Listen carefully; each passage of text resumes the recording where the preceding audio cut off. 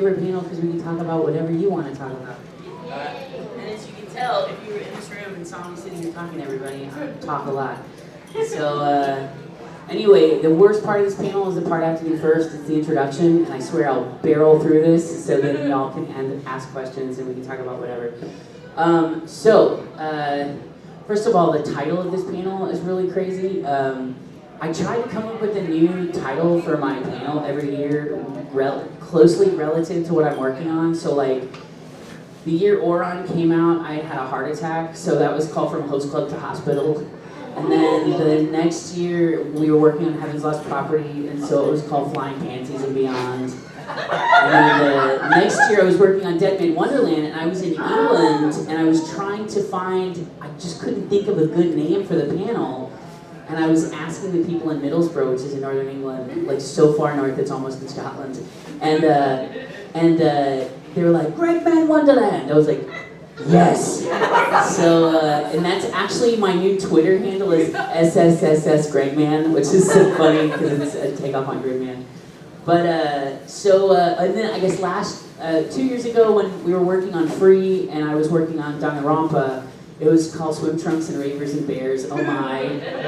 And so this year somebody else made this title for me. It was just, I showed up, I can't remember what show it was, but it was like, The Many Hobbies and Hair Colors of Greg Ayres. I was like, sure, that's it, that's this year's title. So I don't know what I'll be working on next year, so I don't know what this will be called next year. But a while ago, Monica Rial and I decided to start doing solo panels because what would happen at the big, like, I call them the big ass voice actor panels where they put like 12 voice actors in one room, is one, as you're gonna tell really quickly, actors talk a lot. It's just what we do.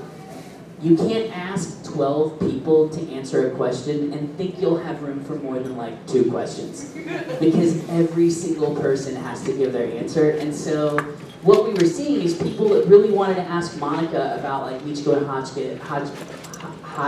thank you, Hachin, thank you. I was like, wait, Michiko and Hachin, or Hello Kitty, or Burst Angel. And what they were instead, they were getting like 8 million voice actor. How did you get started in the anime industry? And so she's like, we should probably do our own panels. So that's kind of why I do these. The cool thing is I don't just voice act. I've done product writing for anime, which is really weird, and I'll tell you what that is later.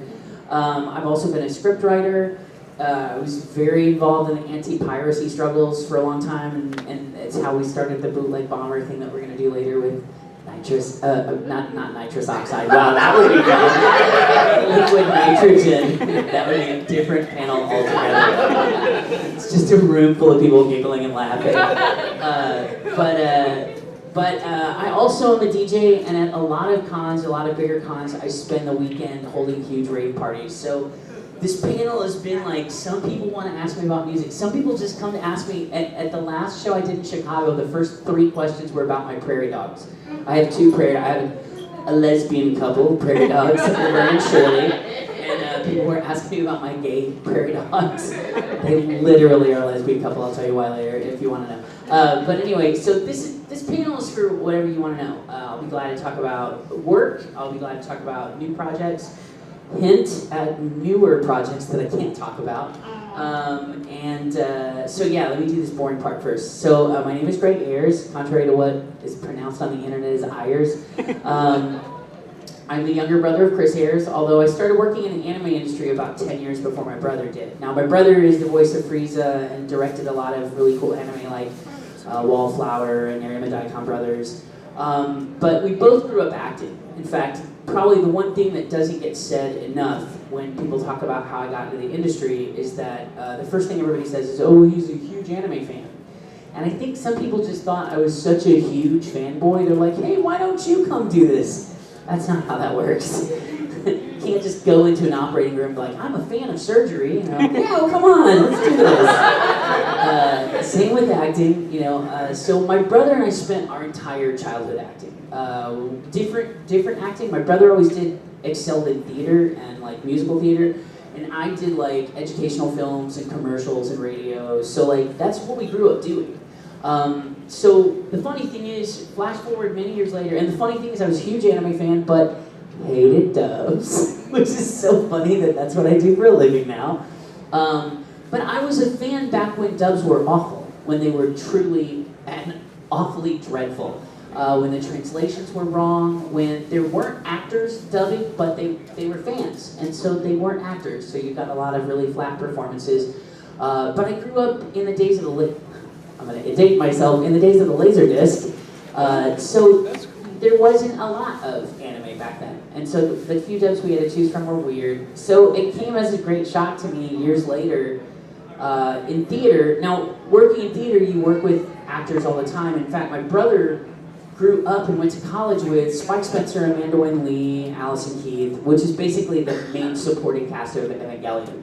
And I knew my brother's friends were doing anime, but they were dubbing it, and I didn't care about that. I was like, oh, that's cool, but I don't watch dubs. So this second generation of actors that I grew up with, which were Monica Rial, Carly Mosier, Chris Patton, people that were also doing anime, it kind of happened the same way it happened with a lot of my brother's friends. They were working on a show at ADV Films called Spriggan, and they needed to find someone to play a 9-year-old villain. And they were going through all the women voices. And the problem is, usually when you have to cast a young boy in an anime, they usually use a grown woman. And she does a scratchy boy voice. And that's kind of the way it's always gone for years and years and years. Once in a blue moon, there's like some freak of nature whose voice didn't change all the way. And that's one of those rarities where you get a boy actually playing a little kid. And so Monica and Chris Patton were like, oh my God, we know a guy you can call. And they literally gave them my business card. I was working at a law firm at the time.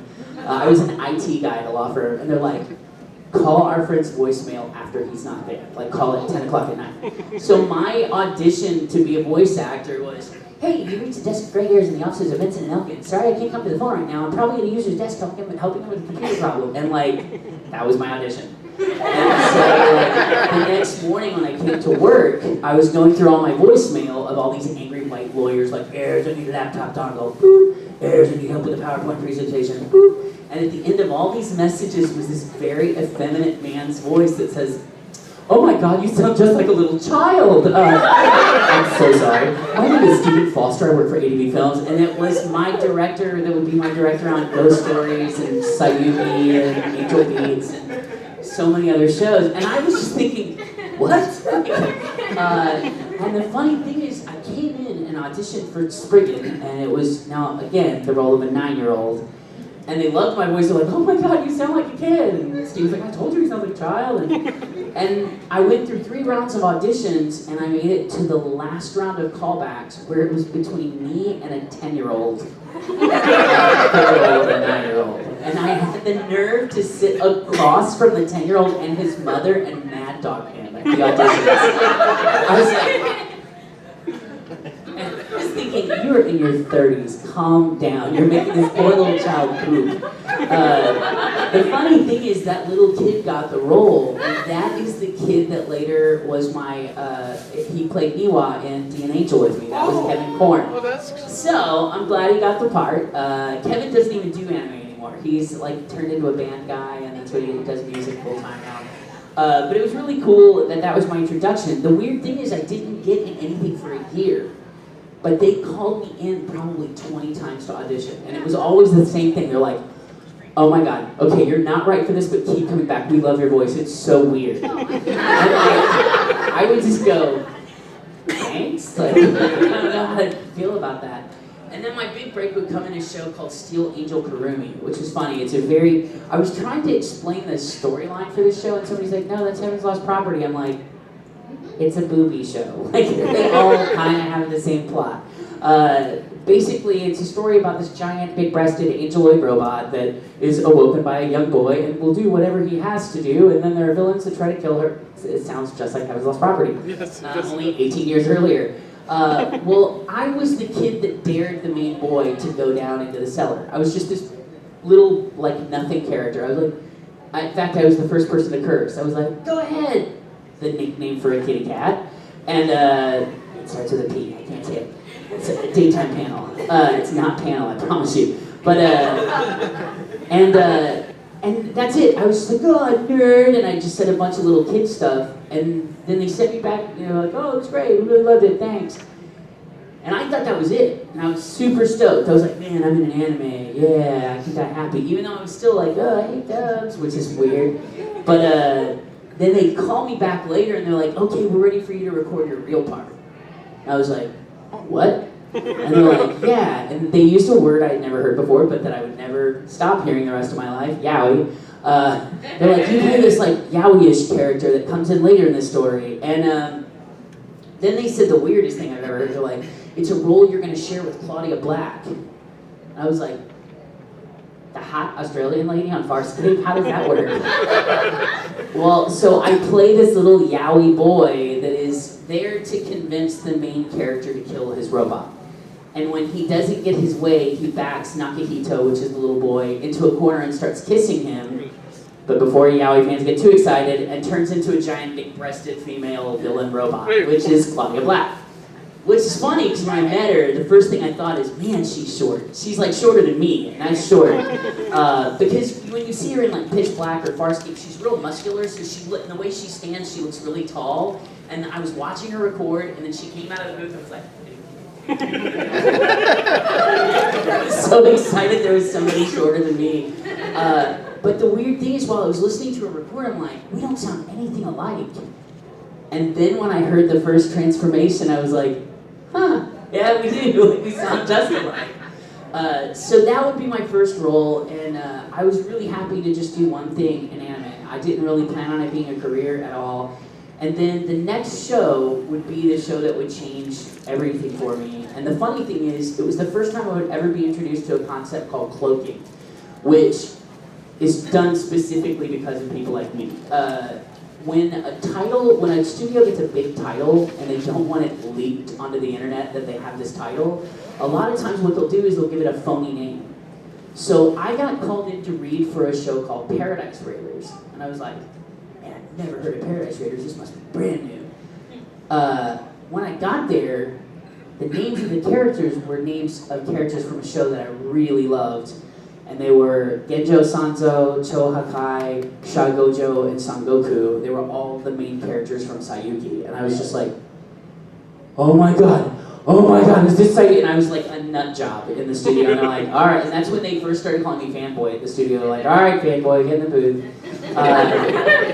And the coolest thing about it was, being an anime fan, I was not right for anyone but my favorite character, which was Sangoku. All the other characters were older and like womanizing, and then there's this one hyperactive little bratty character that wants to eat all the time. And I was like, yep, I know who I'm reading for. So the funny thing is, I was still working at a law firm, which meant I was having to take vacation time to record. Which is even funnier because I was this little bitty kid-looking person showing up at ADV Films in like Valentino suits because I was having to go to work after I got off. So I was like this weirdly overdressed little kid, even though I was in my 30s, I still look like a little kid in the studio. So they're always like, you can come in jeans. I was like, no, I have to go to work after this. Like, I can't dress how I want. So, but the funny thing is, I went to my boss, and this is so funny. Like, I guess at the time I didn't realize how rude it was, but like the way I presented this to my boss, I was like, hey, look, I've been given the opportunity to do something really amazing. I've been asked to be a part of something I'm a huge fan of and I'm really into, and actually make a living doing some of this stuff. You can say no if you want, but I'll probably quit. I love that was if you can say no, but I'm gonna quit if you do. Or I said, if you let me do this, I'll work overnights or whatever I need to do to keep this job. So the problem is I did back-end support for a law firm on the technical side. So there are a few lawyers that live at the office and don't shower and don't sleep, and I was a godsend to those guys for a while. But eventually, and what also happened is, the way we work in the anime industry, you're never working on one thing. You're always working on like 8 or 9 projects at a time. So like while I was working on Sayuki, this is so funny, there's a new show called Full Metal Panic started. And then during that, a new show called Nailranga started recording, and then a show called Super Gal started recording, and then Hello Kitty started recording. So before I knew it, there were 5 shows other than the show I begged to work on. Well, I didn't want to keep telling my boss, hey, I'm in another show. Hey, I'm in another show. I just kept putting on more hours that I couldn't be at work. And I was finally working almost all night, every night at work, doing work stuff. But I wasn't able to do any of the end-level support because I was always there overnights. And right before, I knew I was about to get fired. I was like, any minute now, I'm gonna get this speech, like, okay, choose between your fun job and your real job. And the funny thing is, I had already decided that if that happened, I was gonna go, oh, the fun job. You know, no one calls me names at the fun job. Like, I scream and kill giant spiders at the fun job. Like, or I just slay horribly behaved lawyers. You know, like, so like, I decided that was gonna happen, and then luckily, law firm I worked for was the outside counsel for a very evil oil and gas company that was in the news at that time. And while it's probably illegal for me to say the name, camera, don't record this, it rhymes with Enron. And we were all laid off, all of us. And the funny thing, and I need to tell you this one thing before I tell you the other part of the story. The night before I got laid off, the last thing I watched before I went to bed was the original Willy Wonka, like the only Willy Wonka. My favorite character in that show is TV Mike, just because he's this obnoxious little bratty kid. And it was the kind of kid that I was playing in anime that, well, see you on TV, you know, this like really obnoxious little kid. And when he said that line, I thought that was so funny. Well, the next morning, I got to work, no one was in their offices, and my boss came running towards me, because I was always 10 minutes late, and she comes running in the room, she goes, we have a meeting with HR right now. And so I was like, oh, I'm about to get fired, because like usually when you have a meeting with HR, that's what happens. But when I walked in, it was half of the department. It was like half of the IT group was in there, and I was like, oh, this is something else. And the funny thing is they were walking through us being laid off. They were like, now look, we're gonna give you 4 months salary, and we're gonna pay you for a year's vacation. Even if you use some of it, we'll pay you for a year's vacation. Now, if you sign this waiver that basically says you won't sue, we'll give you another $8,000. And so it was just like, we're gonna give you some money, and then a little more money. If you sign this thing, we'll give you a bag of money. And I was just sitting there like, okay, like this all sounds good so far. And the weird thing is, everyone around me was like, their world was falling apart. They're like crying, like, what about our insurance? And I was literally doing this. I was like, and looking bored. My boss thought I was having a nervous breakdown. She thought I was literally losing my mind because I just was totally unplussed by the whole situation. And because I worked overnights, they must have thought I just loved my job. And so we get done, and they're like, and you can use your office if you don't have internet at home. What nerd doesn't have internet at home? You can use your office for the next week, but you don't have to. I was like, so I don't have to come in? And they're like, no, you don't. I was like, oh. And I was just thinking like, oh, it's a week of sleep, more sleeping in. And as I left, people are like crying, and the last thing I say on the way out of the doors, of course, was, well, see you on TV. Last thing I said. So the best part about this is years later, I have a red mohawk and leopard spotted sides. I'm in the airport on my way to Otakon, and I run to the head of human resources from the law firm, and she's like, oh my God, Ayres, what have you done to your hair? And I'm like, oh, this is my job now. And she was like, well, I thought you were an actor. I go, yeah, but I don't have to look any certain way. And she goes, well, that would have never flown at the firm. I go, yeah, that's the point. Like, the whole reason I look like this. And the funny thing is, she's, well, you know, I think I heard you on one of those adult cartoons. And I was like, oh yeah. I go, one of those shows I'm on is on Cartoon Network right now. And she's, well, you know, you told us we'd see you on TV. And I was like, I was just being a jackass. So that's how I got started. Now a long-winded version of how'd you get in the industry question is done. I continued to work for Haikyuu Films for many years doing shows. Some of my favorite shows, Ghost Stories, Chrono Crusade, lots of fun stuff. Angel Beats. Sorry about Angel Beats. The saddest show ever. Sometimes like, I like lighthearted shows. So I was like, oh, you should watch Angel Beats. And after that, Clanai. Like, I'm gonna give you all the fun ones. And then while we were doing that, Monica Rial and I were, Monica was like my best friend at the time, and we used to do stuff together. We'd go to concerts and go bowling and go to bars and stuff together.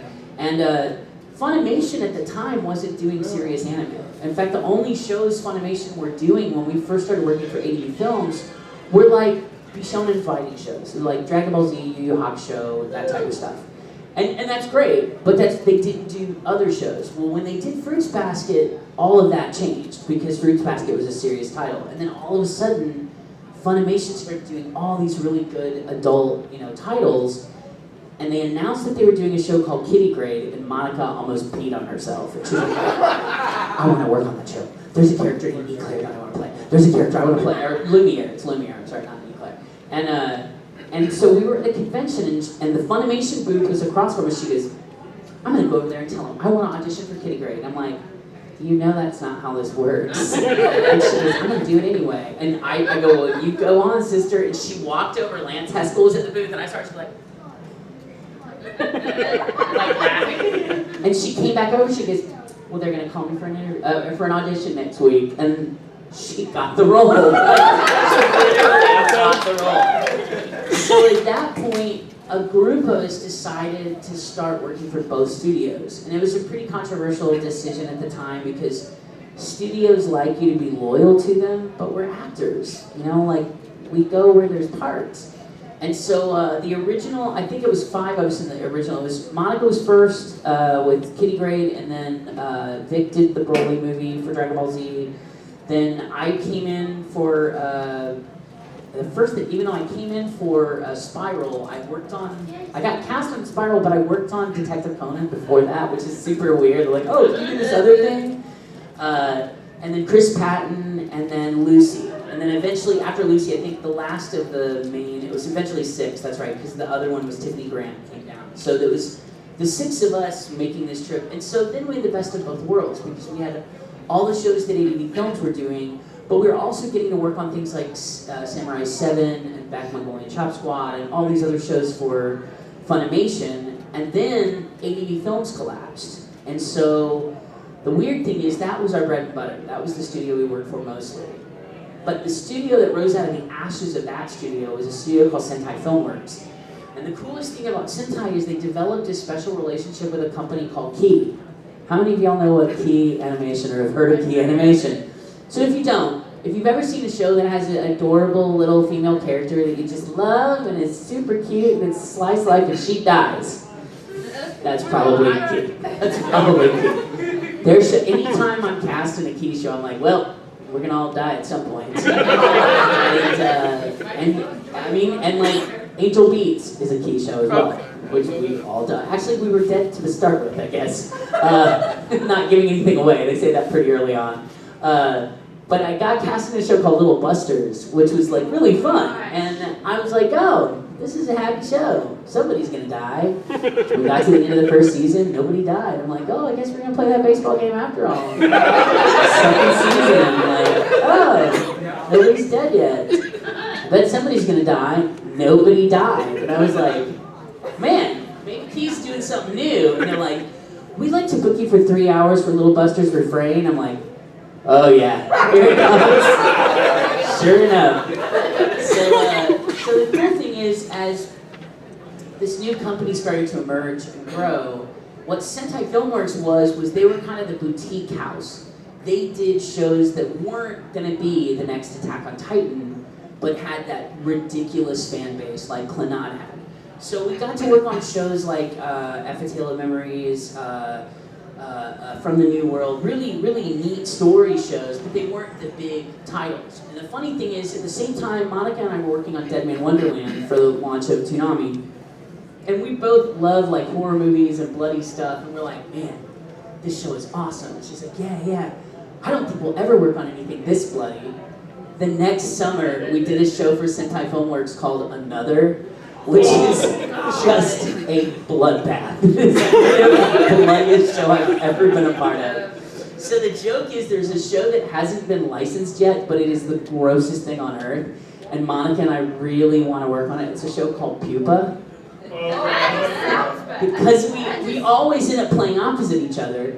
It's about roughly, and the episodes are really cool and short, but it's roughly this zombie apocalypse type virus that you have to feed on flesh to survive, and the little sister gets the virus, but her older brother has this weird condition where his skin regenerates faster than it should. Oh, Jesus.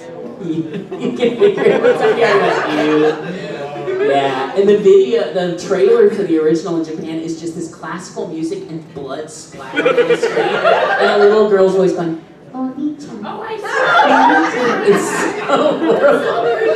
So hopefully one day Monica and I will finish our unholy trinity of bloody shows. But so far nobody still has the rights to Pupa yet. So I'm like, fingers crossed, fingers crossed, fingers crossed. So I continue to work for both companies to this day. I'm sure I'm leaving off a bunch of titles like Ouran High School Host Club and Free and Danganronpa, which is one of my favorite new shows, or not new shows. Probably the newest things I've been involved with. I've been reintroduced in the Dragon Ball universe with my brother. I already played Goldo from the Ginyu Force and Kai, but now I'm the shorter, scummier version of Frieza, a little character named Frost. So it's so funny that my brother and I are Frieza and Frost. Doing that, I just finished another video game. The cool thing about being in Dragon Ball, it means no matter what you're doing, once a year you'll be in a new video game. Like, never fails. So I just did the mobile game, and I just did something else for a platform game. As we were talking about the opening ceremonies, I'm working on a show called SSSS Gridman. Just finished Hitori Hime, My Hero, which is a yaoi, which is not to be confused with My Hero Academia, which I'm also in. I just don't talk a lot. I'm the rock-headed guy that is shaped like something very phallic. Koji Koda. I'm also they just finally released a show I worked on 2 years ago called Concrete Revolutio, where I play an adult male who is a hero, which is not usual. And it's kind of got a little bit of a Cowboy Bebop flair, but with like very comic booky graphics. It's really cool. I really like the show a lot. It's a very weird show though, I'll warn you now. But yeah, so I continue. I've got a bunch of new things in the pipe that I can't talk about right now. I've got a new really big yaoi project. Oh, I forgot to mention Dramatical Murder. I get to work on that as well. But I've got a new big yaoi thing that's about to happen that I can't talk about, but I can hint about it later. But that's the worst part. Now you guys get to put your hand in the air and think of things to ask me, and I can tell you either the truth or lie. Yes? For Dramatical Murder, did they warn you ahead of time how the end was going to be? Yeah. Well, I knew there was a possibility, because I have friends, yes, I have a few friends that like yaoi. I knew that the game had multiple endings, so I knew there was a possibility it could be any of the three, and I was hoping it would be the cute ending, because apparently Clear's cute ending is the cutest thing in Cute Town ever. But then when I said, hey, what ending do I get? And my brother was the director, and he goes, oh. And I was like, oh, the creepy ending. And I didn't know what it was, but when I saw it, my brother was really weirded out that I was going to really not like it. And I was like, oh, wow, because it's gross. And then I was just like, let's make this as gross as we can. So I really made the slurpy noises a lot of. It's not what it sounds like. It's really gross, actually. He's eating blood, which is really creepy. But I decided to purposely go way overboard on the scummy side of that. Yeah, I like it. I really didn't want to play Clear. I wanted to play Alba originally. Because I never play that role, and because it's a yaoi, and because I'm so familiar with those titles, I don't know why. It was the right voice type for me, I was really mad. I actually got really mad at my brother, and he was like, "Hey, I know you're really pissed off you didn't get to audition for Alba. Can I tell you why?" And at the time, we didn't know whether we were gonna have to sing the Jellyfish song, and that is a really high song. Very hard. I have a freakishly high singing voice. I sing in a range called countertenor, which is like a female soprano voice. Very weird, and I'm not going to do it for you now. But PG-13 panel. So he was afraid that I was going to have to sing, and he didn't know if anyone else could sing the song. He also knew that as the story progressed, he also said that Clear would not be a simple character. Clear would be an extremely complex character, and it needed to be somebody that could be as lovable as they were horrible and evil and hateful. And so he's like, I really need you for this part. He's like, I know you don't want to play this part, but I really want you for this role for a lot of reasons. And so once I realized it was for not just like, oh, put Greg as the guy in the gas mask, you know, like, I was like, of course I'm that guy. But once I really, and it's something that you learn working as an actor, you have to trust the director, because the director's thinking of a lot of things, not just, oh, he enjoyed playing this. It's always about who's right for certain things, and just like when we did Dean Angel, I wanted to play Niwa. I wanted to play Daisuke really bad, and I even made a joke that scared Kevin Korn. In an interview I said, they're like, is there any upcoming shows you want to audition for? And I was like, yes. I want to be in Dean Angel, and if Kevin Korn turns up missing, you should look in small, shallow graves in my backyard. And I was kidding. But like the next time I saw Kevin, he was like, hi, like it was really awkward. So, but like I learned from, especially working on Dean Angel, I asked the director, I'm like, can I ask why you didn't consider me for Daisuke? And he's like, oh, I go, because I have a high voice. He goes, no. He's like, you have a considerably higher voice than Kevin. He's like, but your voice sounds more mature. He's like, even when it's high, it sounds more aged and worldly than this innocent, like, I don't know what a penis is. Like, I said penis because it's PG-14. It's a medical term. But like, and it wasn't until the scene where Satoshi comes up and starts rubbing his arms and whispering in his ear, and you can hear, even though my voice is higher, he sounds like a scumbag. I was just like, oh, okay, this makes sense, huh? Wasn't that the point of that whole scene, though? Yeah, no, it was, but like, it was the first time I heard it in my ear, that like, oh, even though my voice is higher, I do sound like I know more than this, like I don't sound as naive as this kid. So, I've just learned to trust a director when they say, you know, I want you to do this. I'm like, okay, I'm a monkey. Just tell me where to dance. You know, like, so yeah. But yeah, I love working on Dramatical Murder. They just announced that they're going to redub. They're going to do a dub for the game. So I'm like, come on, I really like this show. So I don't know. We'll have to see. I'm used to not getting to do video games, so I'm not gonna get heartbroken if it doesn't happen. Who's got another question? Yeah. I have a question. Are you excited for Full Metal Panic to return to the West? Oh, well, we've already done some of the new Full Metal Panic. We already did some of the, yeah, because they were simuldubbing that, so some of that's already out, yeah. It was fun. I really didn't expect Shinji to ever reappear again, you know, because he kind of disappeared during Second Raid. No, he didn't die, he just never, we never saw him again. But in this, he's in quite a bit right at the very beginning. He's not a main character, which I'm fine with that. I think Shinji serves his purpose really in one, and then was like comic relief in Fumofu. Yeah, that's. But like, he's one of those characters that doesn't have, he's not one of the main focal points, so I'm okay with him just kind of petering out of that show. But I really love that there's more Full Metal Panic, and it looks fantastic. It looks really, really good. So, my phone in my pocket is vibrating. Hang on, let me make sure it's not important. We have a family emergency that's going on. Nope, I know who that is. Anyway, yeah. What was your favorite thing doing Evangelion? It depends on which one you're talking about. 2.22. Oh, I didn't enjoy working on those at all. Kestrel immediately started grinning when you asked me that question. I went from playing one of my favorite characters in the show to one of the characters I really didn't like. So it was decided when they started doing the new version that they were going to put a twist on it. And while I didn't like my character, at least poor Monica, I at least am still human. Monica went from playing from Maya Ibuki to Pen Pen.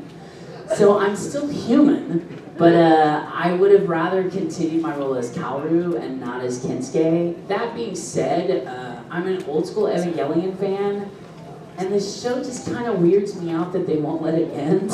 Like, I really want there to be a definitive end to that show and then move on to something else. Which is weird. I'm sure there's somebody on the internet right now.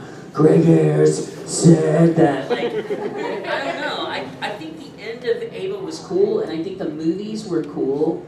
I like that we did director's cut because we could see the things that were originally intended to be in there but just didn't make it in.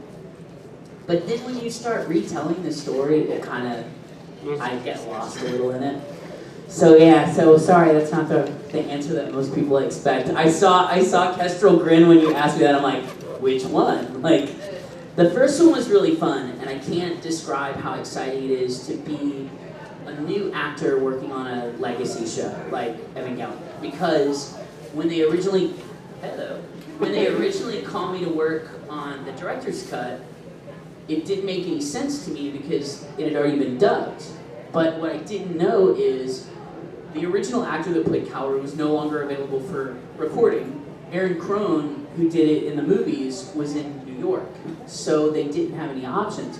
So I asked, I said, well, do you know who I'm playing? And the girl who was the receptionist at the time was not familiar with Japanese anything. So she's like, Kaoru.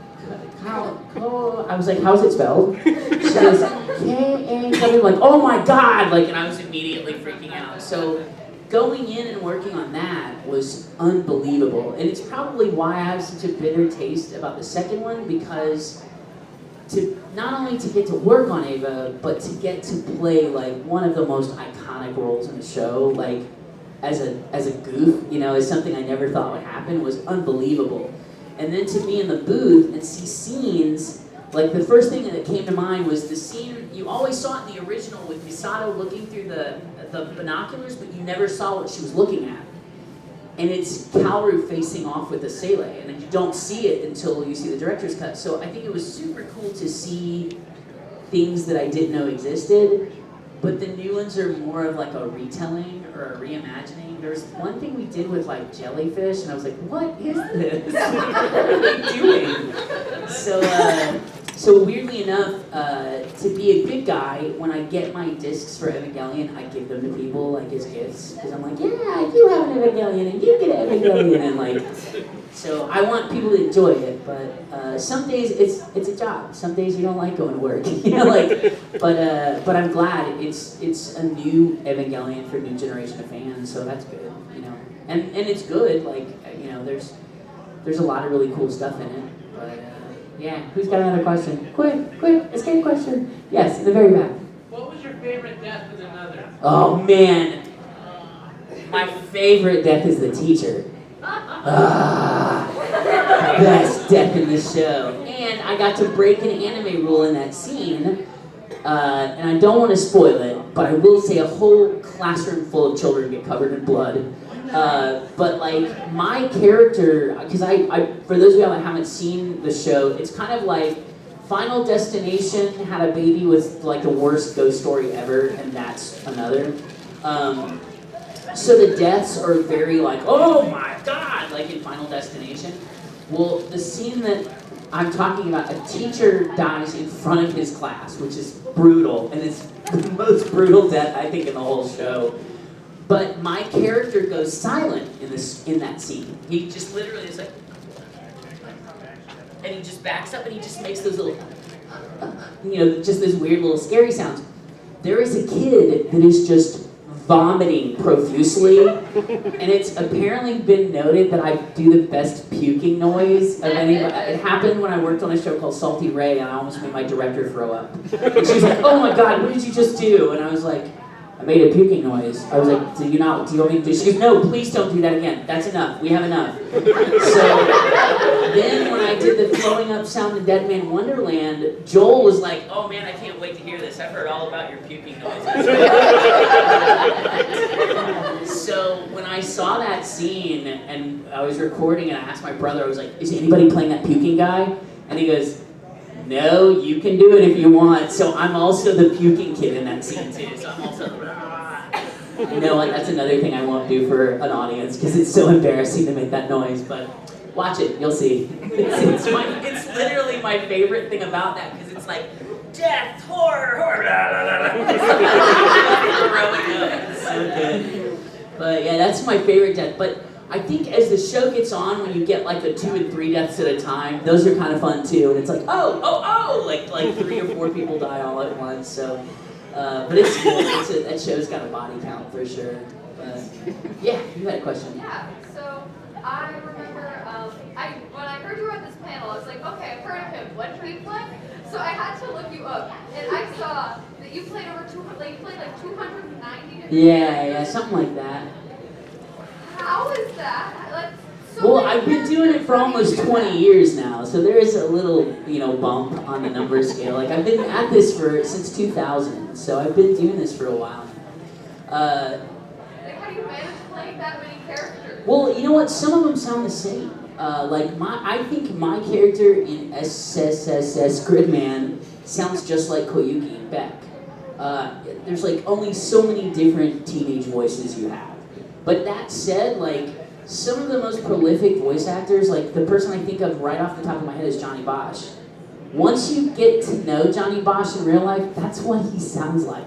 Like, when I met Johnny the first time, I was like, oh my god, that sounds just like Bash. Well, of course, because Johnny's the voice of Bash. So, some of them, like, it's weird to me when somebody's in line for autographs and they're like, oh my god, you sound like one of the Hitachi twins. I'm like, I am one of the Hitachi twins, that's why. Like, so it's weird, because some of it is just, I have a weird voice. Some of it is just because I have a strange voice and it's different and it stands out against, like, other voices that I don't really, I won't say I don't do a lot, because I'm one of the few adult actors that get to play. Like, in Free, I am the only person that plays young Nagisa. Like, none of the other actors play their younger characters, and they're like, Caitlin, like, I think it is so funny that you're the only one that gets to play the child character, and you're older than everyone in this show. And I'm like, that's me.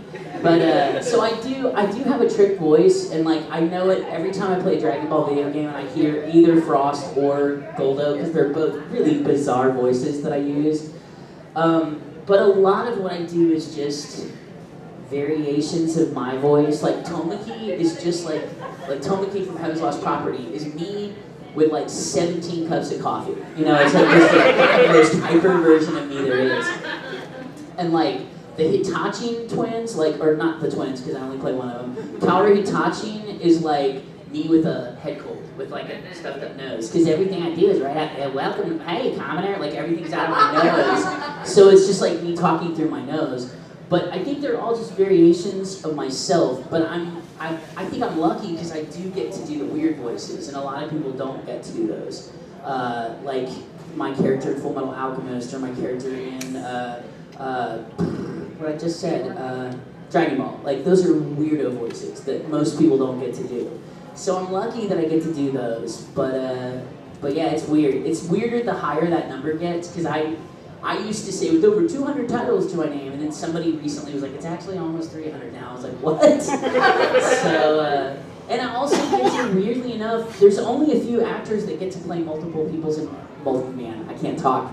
I play multiple people in certain scenes, which is very rare. There's a game coming up where Goldo and Frost are in the same place at the same time, which is weird. But I'm lucky in the fact that I do have a weird voice, and I do get to do some of that. The only bad thing about it is I don't get to do a lot of background voices, because people are like, nope, your voice is standing out way too far. Like, because I just have a weird sounding voice. So background voices, we call it WALO, which stands for with all actors.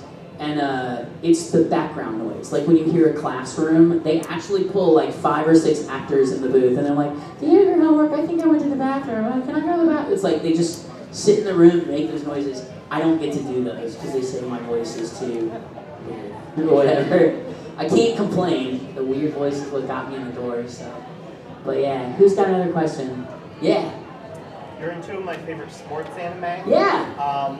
I love anime like that where you learn about something you might never. What shows? Just out of curiosity. Chihayafuru and Big Wind-Up. Oh wow, very cool. I just recently kind of really got into when we were working on Haikyuu. I've never been, indoor volleyball. I almost called it soccer. I'm like, no, that's not soccer. I'm a British football fan, so I don't use that word very often. But I was really into Haikyuu because even though I've never been into volleyball, it makes volleyball look really exciting. And the same with Big Wind-Up. I've never been a baseball guy. I've never really been a sports guy. I wasn't until I started watching British football. But the funny thing is I have nephews who are baseball fanatics. And so the funny thing is I play an umpire who has to know everything about the game. And my littlest nephew, Sam, was like, how do you know all that about baseball? I thought you hate baseball. I'm like, I don't hate baseball. But it's funny to work on a show like that and know nothing about like a sport. But I love both of those shows because I didn't even think of Chihaya Furu as a sport, but I guess it is. It is a Japanese sport, yeah. That's a funny show. That is such a weird but very funny show. But yeah, I've done a lot of sports shows. I think there's more of them than there used to be, which is kind of a big deal. Even in that horrible girl wrestling show, I Want to Be the Greatest in the World, I play the scumbag boy fan of the girl wrestler. It's like, come on! And he's like super pervy. But I guess there's just more sports anime because like when I first started doing animes, somebody would always think that anime was just hentai. And I'm like, no, that's just one corner of anime. And they're like, well, what is anime? And I'm like, that's like saying, what is movies? You know, it's like, there's movies about everything. So I think we're getting into that realm with anime now. There's so many anime fans. They're like, hey, you know what would be good? Golfing anime. You know, somebody somewhere is pitching a golfing anime right now. I think. So, but like the funny thing is, the way they happen sometimes is weird. Like, I didn't know the origin of the show Free. Do y'all know how that show started?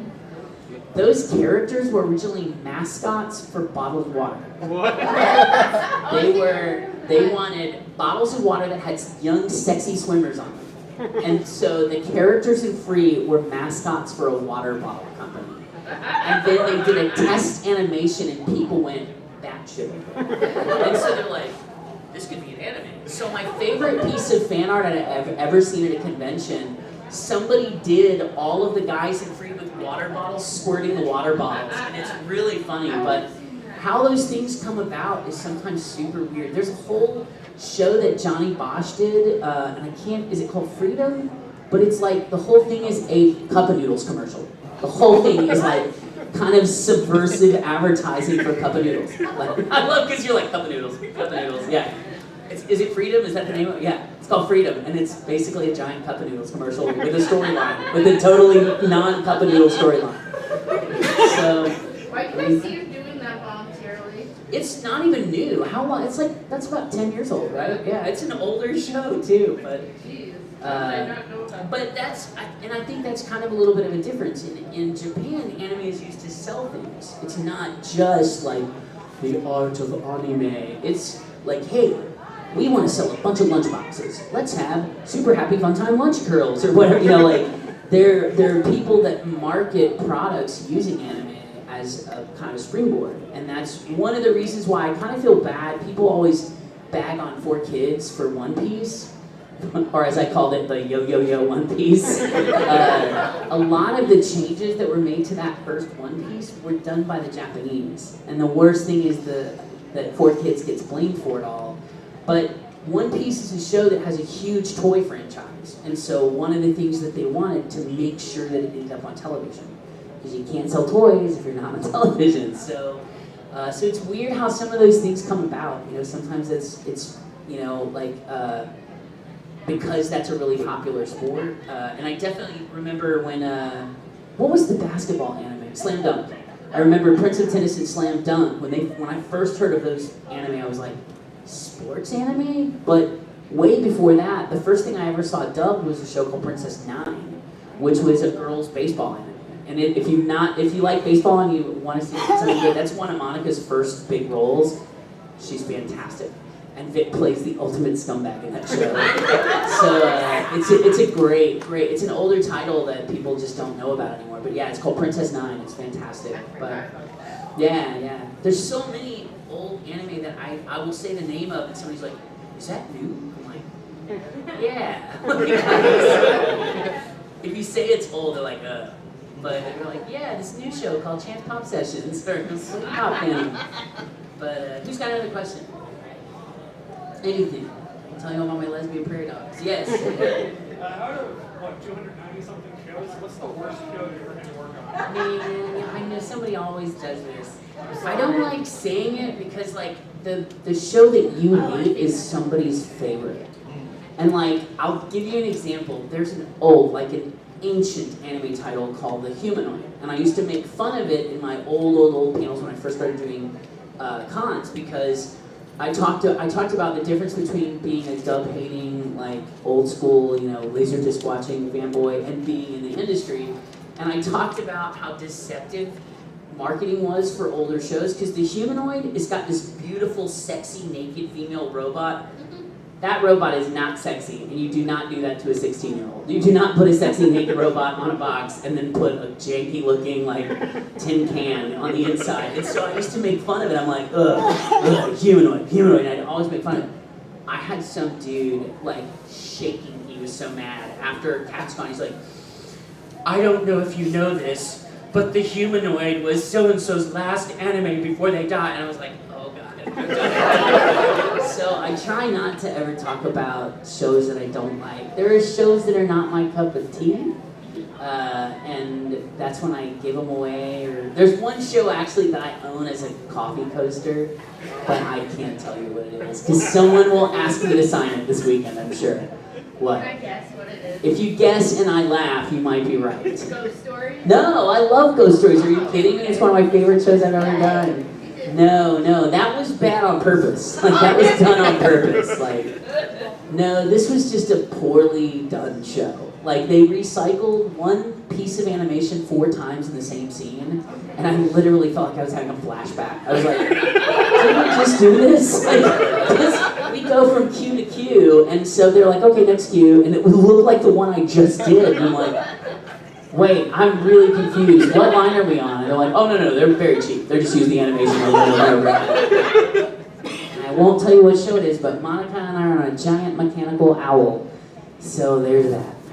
See, now you're going to have to go watch all the worst anime to find it. When I see you next year, you'll be like, but you found it.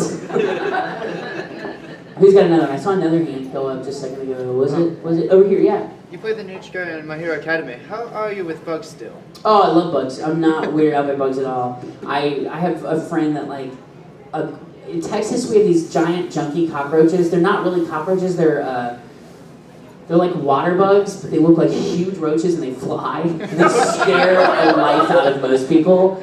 And they're just bugs. If you've ever had a dog and ever have to clean up after it, your hands are not gonna melt if you touch a bug. So it's like dog poop. I was like, well, throw it in the trash. I don't pick it up with my hands, but I mean, but bugs are the same way. Except spiders, I will burn a house down trying to kill a spider. Spiders scare the fat of me. But I've been known to pick cockroaches up and walk outside with them, or pick up little, frogs, bugs. I'm not weirded out by them. I love that. That's what he's scared of, though. He's this ginormous dude and flips out at little bugs. If you don't know what I'm talking about, my character in My Hero Academia is this giant golem-looking thing. He's this stone dude and is terrified of bugs and squeals. The funny thing was when Colleen brought me in to do that, she goes, I know you think you're not in this show. I've just been waiting for this character to talk. And she said the first time she saw it in Japanese, she was like, I have to get Greg Ayres to do that. Or that little girly scream that he does the first time he sees the bug. She's like, please don't let me down. So I made it really girl. I'm like, I can't even do that first scream when he first sees the bugs. And she's like, yes, that's exactly what I want. So I love that character. But that show is amazing. Yeah, and the funny thing is they're doing spin-offs in Japan, and some of those characters are getting their own shows, and somebody's like, do you think Koda will get his own show? I'm like, no, he doesn't talk. You'd have to have someone talk to have their own show.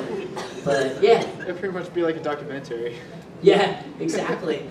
I could see him doing a Wild World of Animals show. That would be ironic. Titles on the bottom. Yeah, he's just pointing But yeah, who's got another? Yeah. So what makes the job worth it to you, would you say? Oh man, that's a great question. That's a super good question. And I just had it answered for me by someone else, not in regards to anime. I just got to meet Lily Allen, by the way, which was the most amazing thing ever, and she's the nicest, kindest person. She kind of answered it for me. She was I was listening to her talk to people, and they're like, somebody's like, I bet it's awesome, people buying you drinks, and like they were basically saying, I bet you love the fame of it all. And she goes, no. She goes, I just love seeing people having a good time listening to my music. And she was talking about watching people singing along with the words to the song. The thing that I love the most about my job is it's a great distraction for a lot of people. Like, people, like, you know, real life stuff has a way of like just crapping on your head. And like, some people use what I go to work to do as a way to get away from that. The coolest thing to me is a show that I did like 12 to 20 years ago is still making somebody laugh because it's the first time they've ever seen it. Like Ghost Stories, that's why anytime somebody mentions Ghost Stories, it's so funny because when we did that show, the only reason A&E Films got that show is because no one wanted it. It was so bad, no one would buy it. And the Japanese eventually said, look, you can do whatever you want with this, and we did.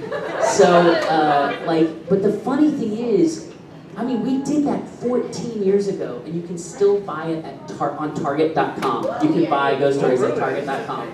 So, I think the thing I love the most about my job is that way after I've put thought into something, it's like a joke that just keeps going on. Like, it's something that entertains people. Just like when Mariah was like, I didn't know you were in Back Mongolian Chop Squad. And I was like, oh yeah, I love that game.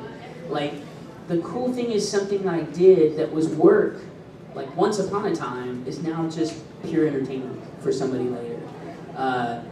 It's not a high-paying job, and the recognition is actually weird. The payoff is knowing that something you've done has made somebody's day. It's really cool. I've gotten some of the coolest letters from people that like watched anime with like sick loved ones as a means of passing time during recovery and things like that. All the way up to sight impaired anime fans that were like, I'm so glad Dubs exists because I deserve something more adult than Pokemon. So like I think the payoff is that other people get to enjoy something I've done for a long time. I think I've only got 5 minutes, so last question. My lesbian prairie dogs. Yay, what a way to end the panel. So I've had prairie dogs for probably about 10 to 12 years now, and they don't live very long. Maybe I've had them longer because I've had about 5 sets. Generally, when you get a prairie dog, they only live about 3 to 5 years tops. So like, when you get a prairie dog, you're going to see that same prairie dog die at some point. So my goal is always to spoil them as rotten as I can before they die. Well, I just found out recently the last 2 or 3 sets of prairie dogs I've had, they do better when they're paired up. They just, because they have another little prairie dog person. And I'm like, hey, we're 2 little prairie dogs in a cage. Well, I've always only had girl prairie dogs because I had 1 boy prairie dog. I will never do that again. During mating season or rut season, they get really aggressive. And they also get very embarrassing. How many of you, anybody ever had a rat? A boy rat? Yeah, that gets really embarrassing at a certain time of the year. I'll leave it there. You can ask me later in private and I'll explain that. But, so I've always had girl prairie dogs. Well, this set specifically are very bizarrely attached to each other. And by that, I mean, when it's time to go to bed, Shirley goes and lays down on her back, awake, with her arms up, and waits for Laverne to scratch her belly. And then she falls asleep while her belly is getting rubbed, and then Laverne realizes she's asleep and just lays on top of her. That's how they sleep.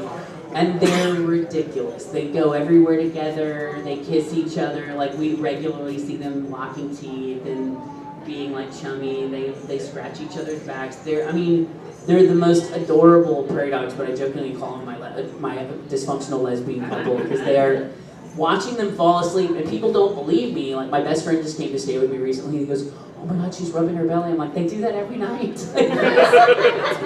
It's 10 o'clock. Of course she's rubbing her belly. But that said, they're so funny. My mom's watching them right now. My mom spoils them rotten. And they're smart, like they learn how to beg food. Like Laverne has realized that if she holds onto the bars and like rubs her belly on the bars, that people think that's cute. So they give her things. My So she's chicken always too. like, does anybody think this is cute? Like, they're horrible. And I can always hear somebody like, do you need a cookie? I'm like, don't get the bread on a cookie. They'll eat anything. Somebody's like, she need a French fry. I'm like, she does not need a French fry. Look at her. She looks like a little bear.